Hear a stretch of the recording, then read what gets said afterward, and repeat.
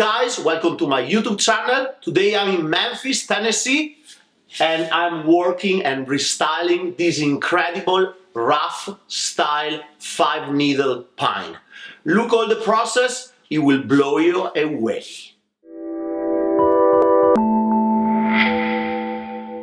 Today I'm in Memphis with this Survivor. Is a 5-needle pine, a Japanese 5-needle pine that actually I started working for a client, Matt, here in Memphis 7 years ago, and it was a nice, almost a windswept clump, as you can see on this picture, and the tree got very nice, very strong, beautiful, and it was also presented to the national show, US national show. Unfortunately, a few years ago, in Matt Garden, a big branch from an old tree, a oak, fell on top of this poor pine and basically broke the main trunk and also some other branches. So what survived from the accident is what we see today. 2 years ago, we planted the tree a little bit more upwards to try to use the main trunk and basically rebuild this Raft-Style with a new inclination. So after now a couple of years of good growth, the soil, the new soil and the roots set in the new position, we can go through and restyle the tree. We have to readjust obviously the front, readjust the position of the trees that left, but I'm positive that it can come out as a nice project. First of all, I want to clean all the old needle in order to have a good view of the structure, prepare the branches for wiring, eventually remove some inner little branches that dry out and died, and this is very important as a preparation, also because during the work I can take the time and see very well the structure of the tree, thinking about my project, understanding which one will be the strategy for the work I'm gonna do, analyzing the position of the branches, how much I can bend them. We have to remember that a Japanese 5-needle pine is not as flexible as a Scots pine. So especially an old tree like this that had already some wiring and the structure was already in position, some branches may be stiff, so we have to be careful, especially after such a drastic change of angle. But anyway, I take the time to do this cleaning very well, also to rebalance a little bit the strength in the different areas by removing more or less needle from some of the, for example, apical parts that are super strong, because obviously the tree was left free to grow for a couple of seasons. And then we're gonna analyze the tree again, pick the front, understand which operation we have to do eventually to move a little bit the trunks in the position we want, and start with all the rest of the styling, the restyling. Now that I clean all the needles, I could have the chance to see a little bit the structure. I see there are branches that obviously need to be bent. I will need to put some raffia and do all the bending. I got already some idea about the front. I need to have this tree in the frontal part and use some of the small one to create depth. So probably around here will be the future front of the tree, and this bigger one has to be lifted up. Probably I will use a rebar here against the deadwood to have a good stability and push this trunk more vertical. We already did a little bit of cleaning of the original root ball when the tree was basically slanting. What I'm doing now that this part started drying out, I can basically go in and remove another good part of the roots. So between this work and maybe next year I can remove another good part. This tree in the future can go easily in a new container with the new angle. You see, all these roots were already dry, so I can basically chase down the level of the soil in this part. Here we are. Because obviously with the repot 2 years ago in the change of angle, we had a lot of soil down here, so the roots start growing there. You see, there are only some living roots here, but basically all the superficial ones are gone, so I can remove a little bit more this part.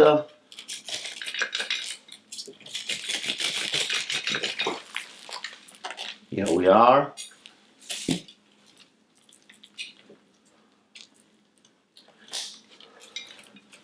In the future, probably we have to go down another inch to really arrive to the level of that section that is basically the base of the tree. But for now, I think is enough. You see, the tree is super strong. So there will be no problem for the tree doing this operation, and this section now can keep drying out a little bit. I will add more soil here, so next year, as I said, we can go down a little bit more, but for this work I think is enough.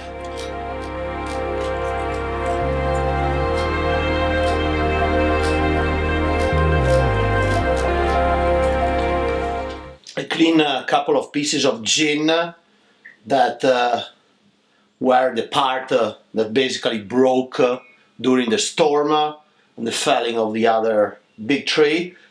Clean them well. Now I want to stick here a rebar, fix the rebar to this piece of deadwood that is basically pretty stable, and then I can use the rebar to move the main trunk and basically a little bit bring them back together, because I also need to fill this space.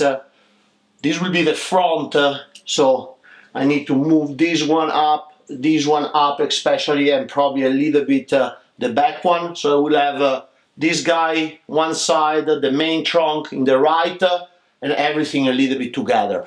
After fixing the rebar and setting the position of the trunk, I will start from the lower branches and wire and position everything.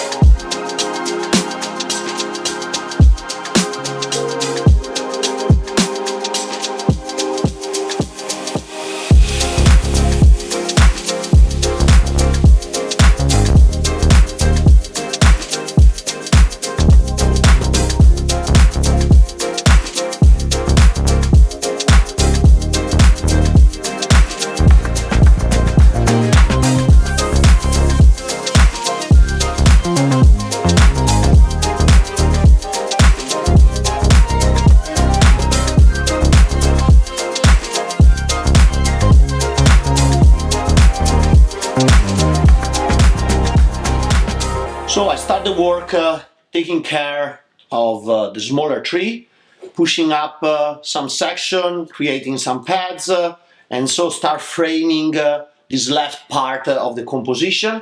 The next work will be taking care of the back tree. It has basically 3 big branches. I want to tilt the tree up, wire the structure, tilt the tree up, put some raffia, because probably one part I will have to bend towards here to come out with another apex.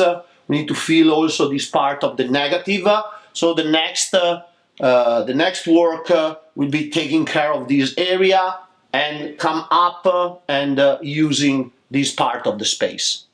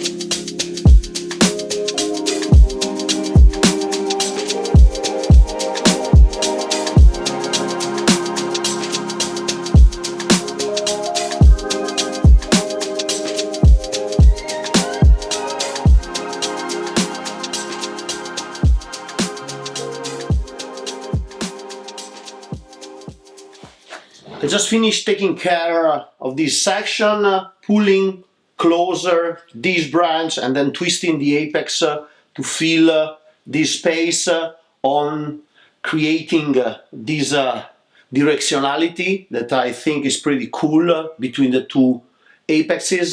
Now I will take care of these lower branches. They are very low, but I'm still deciding eventually the tree can go in a moonstone and I can keep these two branches down, or eventually when we're gonna repot in a bonsai container we can remove them, and then I will take care of this trunk and then move to the main one, creating a nice visual connection between all the trees, all the branches and the trees of this composition.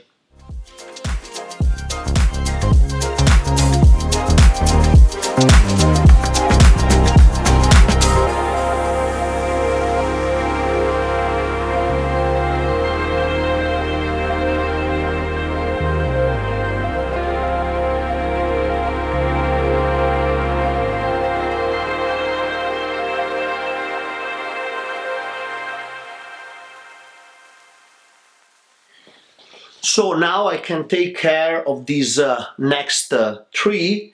I have a branch here that is basically overlapping the trunk, so I need to put some raffia here to move the branches in this position. This guy will go down and then I will build the apex here and eventually decide to push the tree also against the rebar to change his inclination. And then when this will be done, I will take care of the main tree. Every time when I work a bonsai, when I restyle a bonsai, whatever operation I do, start from the lower branches, lower trunks, and I work my way up to the top.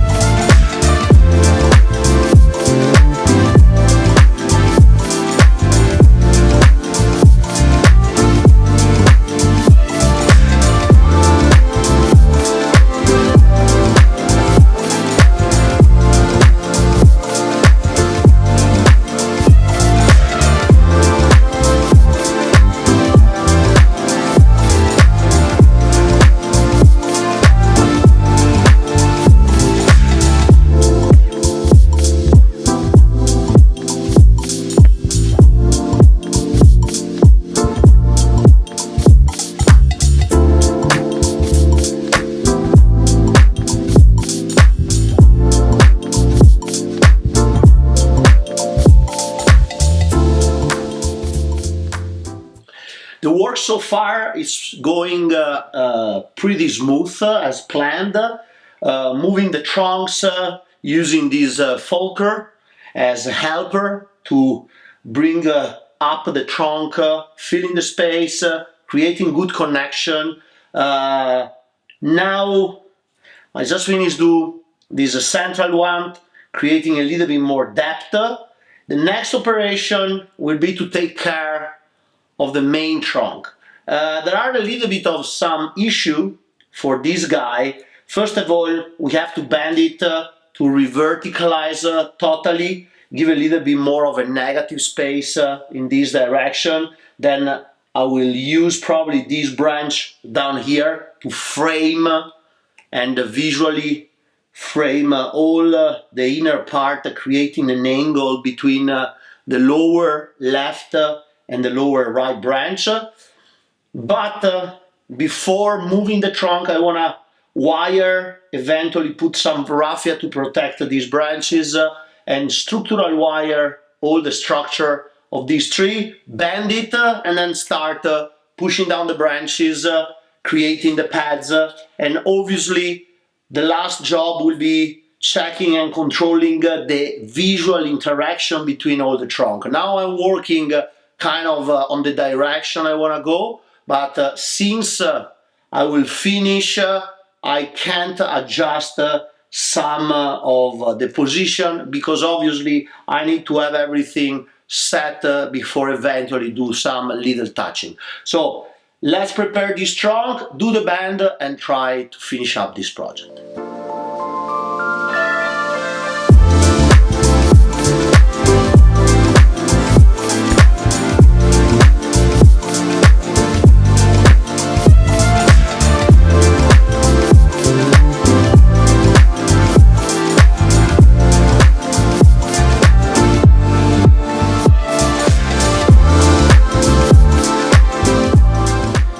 Prepare the structure, anchor. Cure is gonna help me, so let's try to push this up. Okay, secure. Good. Perfect. So we re-verticalize this, and now I need an anchor point to start going down with this branch, the next, and building up. If at the end I need a little bit more pushing, we can still manage to move the position of the main trunk. Let me see from the front. Yeah, it's pretty good. Okay, thanks.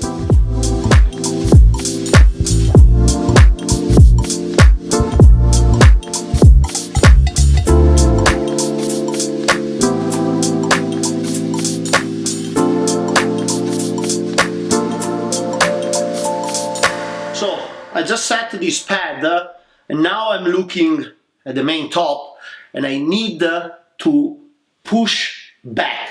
I don't want to push against the original rebar, otherwise I will cross over all the composition. I need to push in this direction. So I have a new rebar. I want to just stick behind the trunk of the main tree.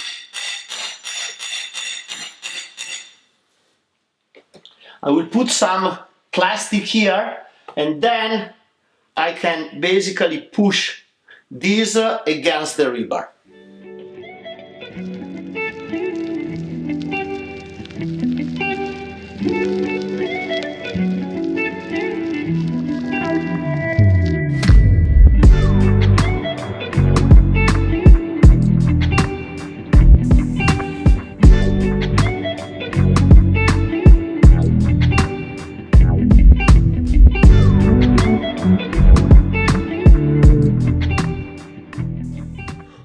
So now everything is wired. I can start pushing down these branches, solving some of the issue, and try to create the apex.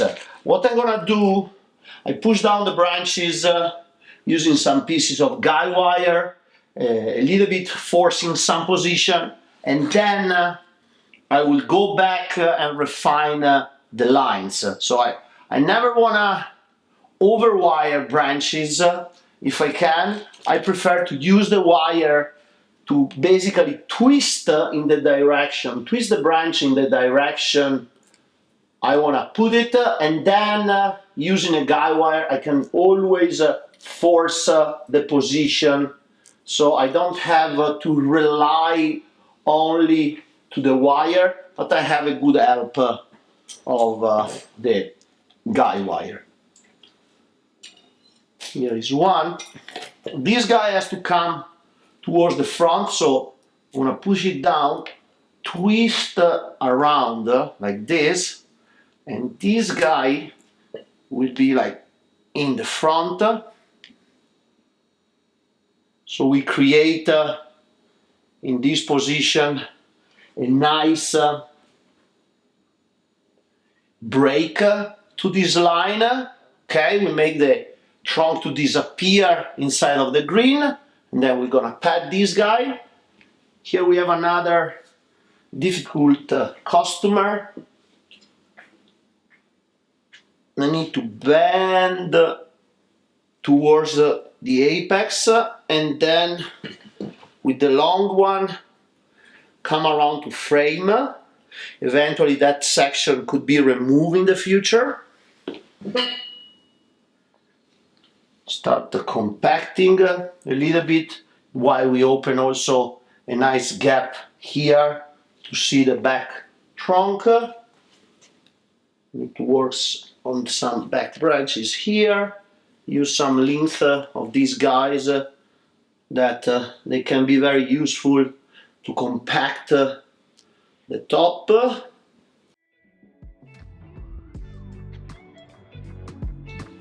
Now I have this line that I already wired, thinking of the direction. It's a very strong line, so it will really thick up, being apical, and help me to create a nice apex.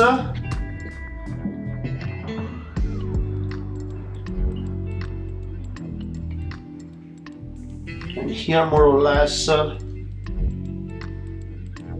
the position. Okay, and now I can go back and refine all the line, cut away what is not necessary eventually, and gently finish up the work, okay?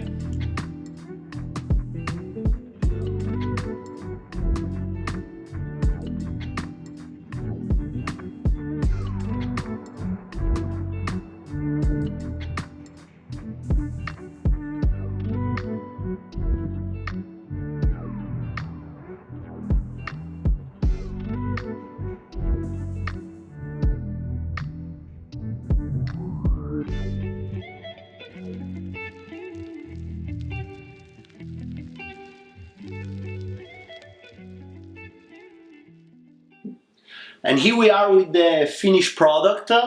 I think the manipulation was successful, and there is a good rhythm and a good visual connection between the different parts of the tree. Eventually in the future we can even remove or shorten this branch to highlight a little bit more one of the back apex, but for now I'm pretty satisfied. We was able to lift up a lot this to really open up this space that is the focal point of the composition, good connection with the directionality of the apexes.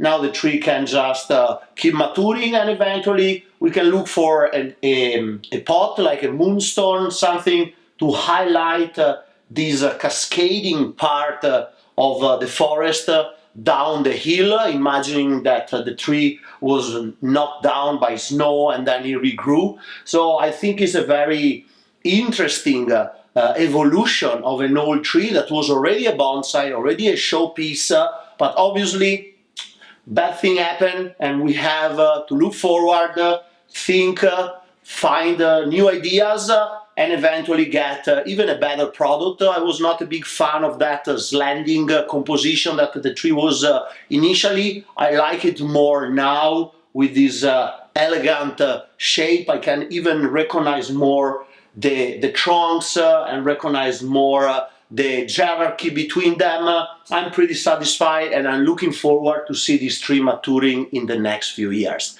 Thank you so much for following this video. See you at the next.